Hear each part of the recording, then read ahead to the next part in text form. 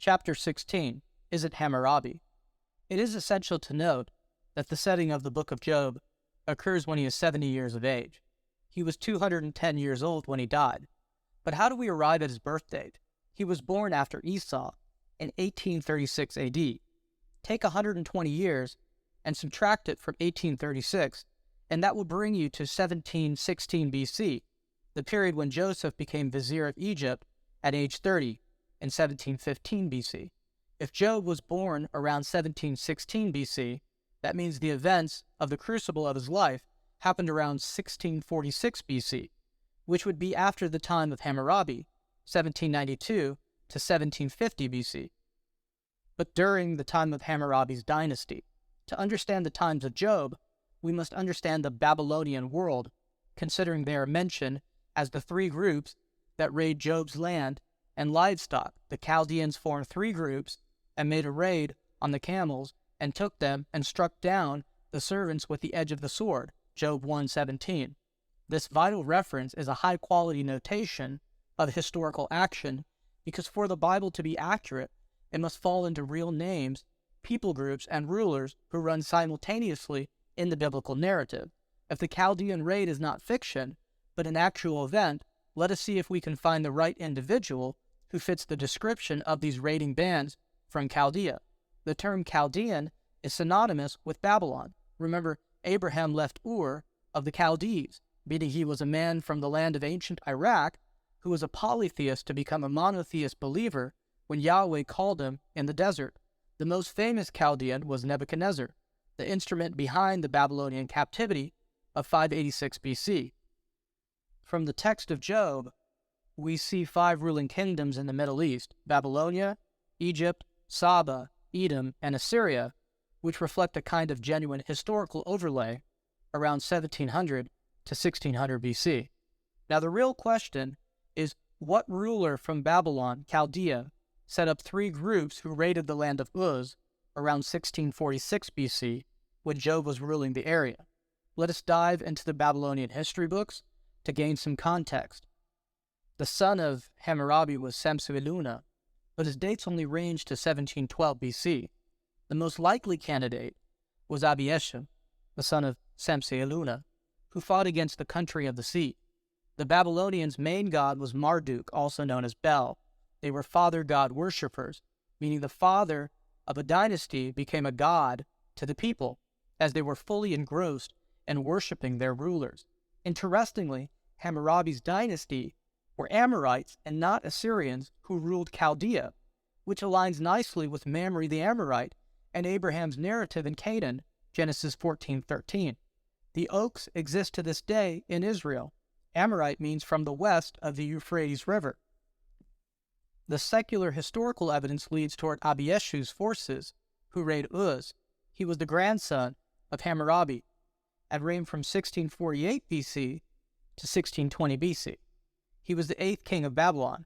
We must understand that Jacob, Esau, and Eliphaz were contemporaries during the reign of Hammurabi, 1792 BC to 1750 BC.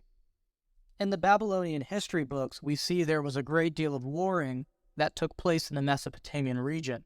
Unfortunately, the land of Uz had been raided by a Chaldean band.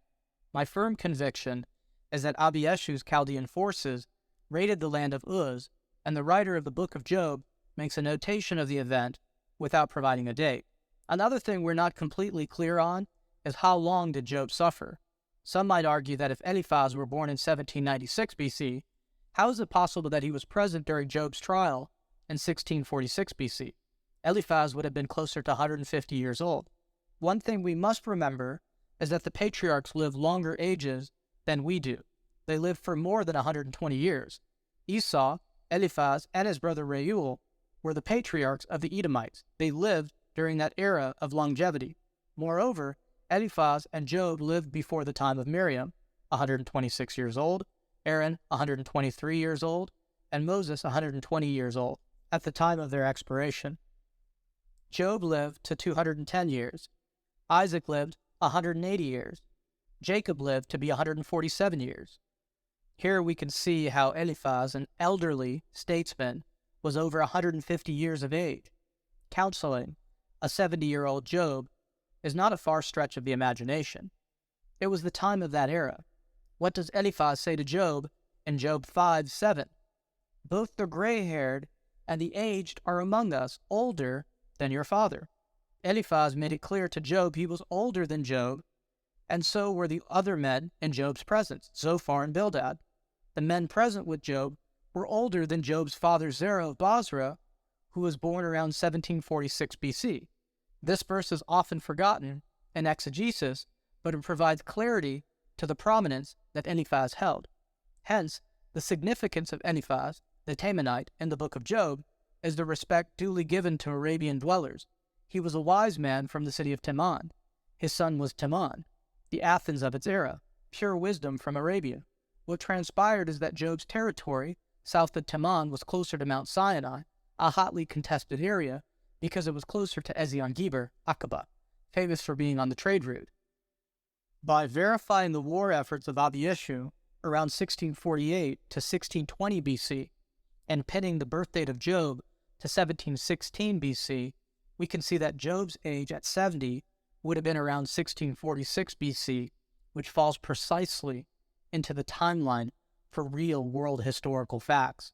Moreover, we discovered in this study that Eliphaz was around 150 years of age, living simultaneously during the eras of Isaac and Jacob, who respectively were 180 and 147 years of age. The sheer miracle that Job was 210 years of age should not be hard to believe, because during the age of the patriarchs, we see extra biblical evidence that Levantine people were living past the age of 120. Interestingly, to this day, there are centenarians and people who do reach the age of 120. Cain Tanaka recently died at 119, and that is in our present era, not during the age of the patriarchs. The Bible presents us unique accounts of anomalies like giants, 900-year-old people in the pre-flood society, Elijah running faster than Ahab's chariots, the parting of the Red Sea at Aqaba, women at an empty tomb testimony, the resurrection of Jesus Christ, Balaam's donkey speaks, a bronze snake on a pole cures thousands, the Thummim and Urim were means of priestly revelation in the Old Testament, the sun and the moon stay in one place, God the Father speaks audibly that Jesus is his son, Jesus heals anyone who comes to him in faith, Gideon has 70 children, an axe head floats and immaterial demons are being exorcised out of human beings. Yet we trust the Bible for these events and realities. So the idea of not believing that Job can be 210 and Eliphaz 150 during the age of the patriarchs is in many ways an absurdity. In fact, the mathematical proofs presented in this book show the case otherwise, for the reason that because their ages match that time period, we seem to understand history better than ever because of the accuracy of the chronology.